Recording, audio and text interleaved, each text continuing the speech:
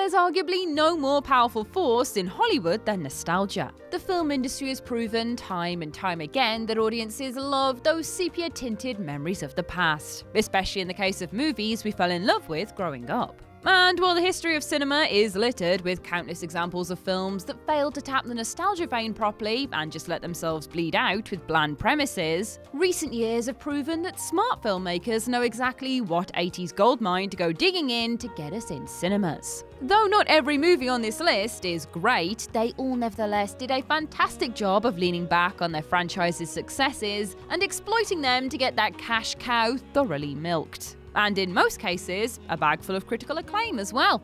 In for a penny, in for a pound. I am the distant memory of Ash from What Culture, and these are 10 movies that tried to exploit nostalgia and won. 10. Jurassic World.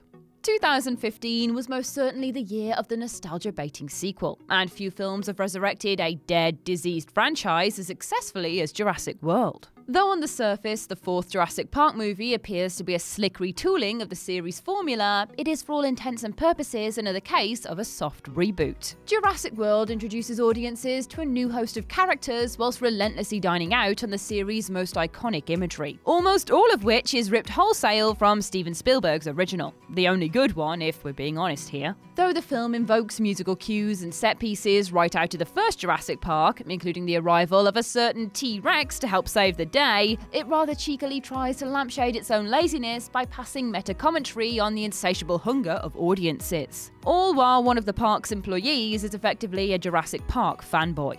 9. Ready Player One. Steven Spielberg's Ready Player One is surely the most blatantly nostalgia-baiting movie ever made. The glossy adaptation of Ernest Cline's sci-fi adventure novel takes place primarily in a virtual reality environment called Oasis, where players are able to select their own avatars ripped straight from pop culture. While many of the references are fairly contemporary, there are a ton of callbacks to classic nerd culture staples from the 80s in particular.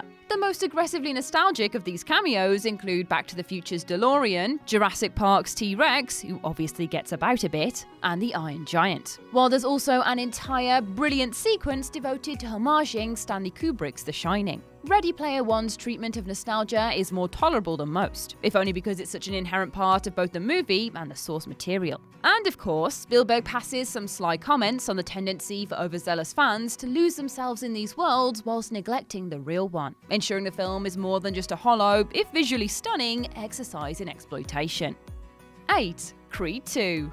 The last 3 Rocky movies have all leaned heavily into the general audience nostalgia for the series, admittedly, though Creed 2 took this to a risky, potentially self-parodying extent, yet one that impressively paid off. Alarm bells started ringing when it was confirmed that the sequel would see Adonis facing off against Victor Drago, the son of Rocky's arch-nemesis Ivan Drago from Rocky IV. On paper, it's a premise that sounded more like an SNL skit than an actual serious movie. And yet, the director and a fantastic cast proved all haters wrong. Creed 2 ultimately worked the past into its plot in a genuinely sentimental and affecting way, by re-evaluating Ivan Drago through a contemporary lens and telling an unexpectedly affecting father-son story in the process. More to the point, the film's masterstroke of an ending, where Ivan throws in the towel to save his son, was a fantastic feat of mature storytelling and smart character development. The film certainly played a lot of familiar beats, but it did so with enough heart and intelligence that audiences really didn't seem to mind much. 7. Jumanji: Welcome to the Jungle.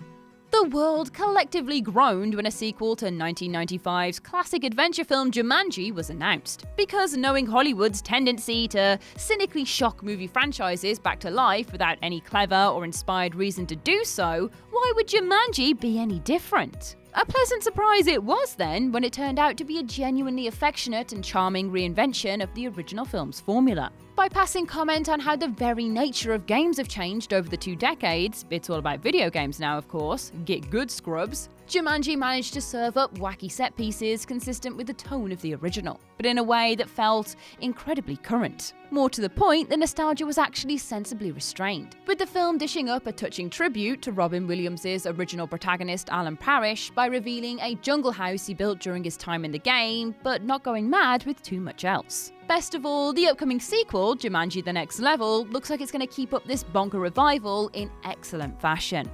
6. T2 Trainspotting.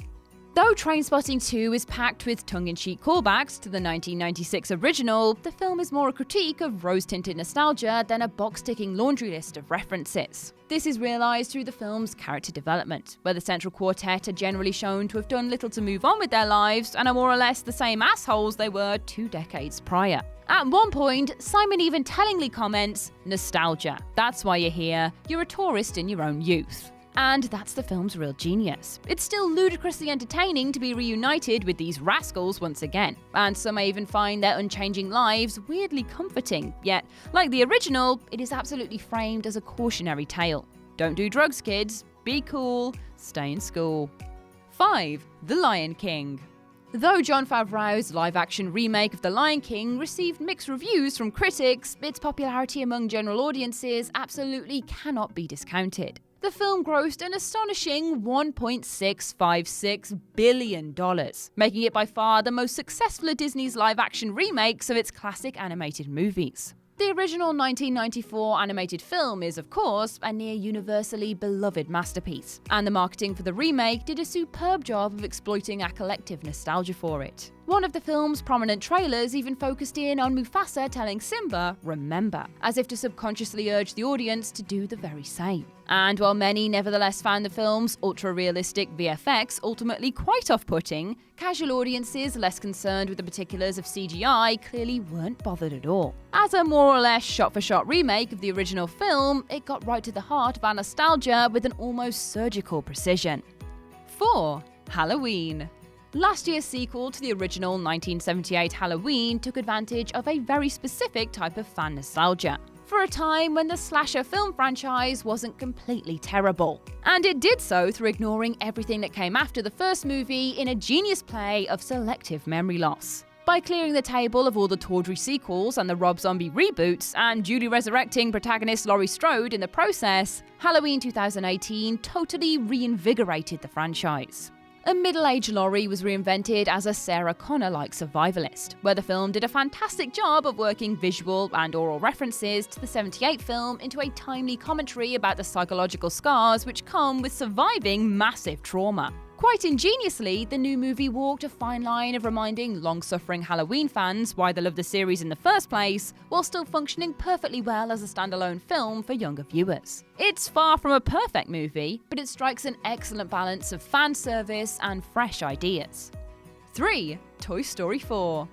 In its more recent sequels, the Toy Story franchise has done an uncommonly fantastic job of folding audience nostalgia into the narrative itself. Toy Story 3 was about growing up and heading off on new adventures, at the same time as many kids who grew up with the series were themselves heading off to university. And Toy Story 4 didn't stop. With the series' core fans now in full-on adulthood, oh please make it stop, much of the film is centered around the anxieties of growing up, such as being unsure of your place in the world, wrestling with conformity, and perhaps even struggling with mental health issues. And yet, the film is also a tender and frequently hilarious entertainment piece that pays off fans' love for these characters in emotionally satisfying, uplifting ways. Given how justifiably frustrated many fans were by Toy Story 4's sheer existence, it's the rarest example of a third sequel that's not only great, but doesn't remotely feel like it is milking the fanbase dry. But please, do end it here. For the love of God, don't toy with us anymore on this. 2. Star Wars: The Force Awakens. To return to 2015's peak of movie nostalgia exploitation, no movie repurposed fan goodwill more aggressively or more successfully than Star Wars: The Force Awakens. Arriving a decade after George Lucas's divisive prequel trilogy wrapped up, fans were whipped into a frenzy by a terrific marketing campaign that said and showed all the right things. And though The Force Awakens was an undeniably riveting spectacle that returned the Star Wars franchise to firm ground, it was also safe to the point of frustration, with so much of the narrative simply rehashing plot elements, tropes, and visuals from A New Hope. For most fans, however, an unambitious retelling of A New Hope was an acceptable palate cleanser following the prequels, and it ultimately grossed a stonking $2 billion plus worldwide. Director J.J. Abrams and producer Kathleen Kennedy perfectly positioned The Force Awakens as a familiar, warm blanket of a movie, selling your childhood back to you with a glossy new coat of paint on it. We just don't talk about anything that came after that movie anymore. 1. The Irishman.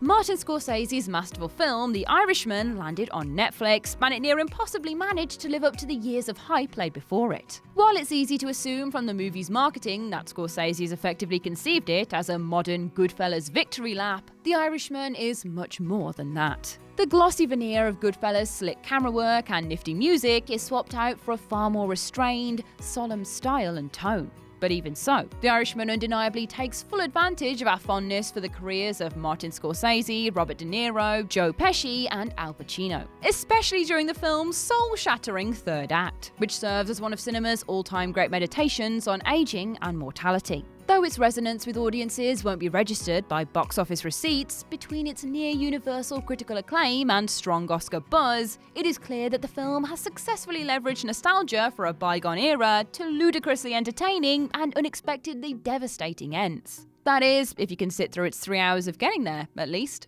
And that's our list. What other nostalgic movies absolutely cashed in on your past? Share your thoughts in the comment section below. I've been Ash, and this has been What Culture. Don't forget to like, share, subscribe, and come back again soon for some more old school film content. Thanks for watching.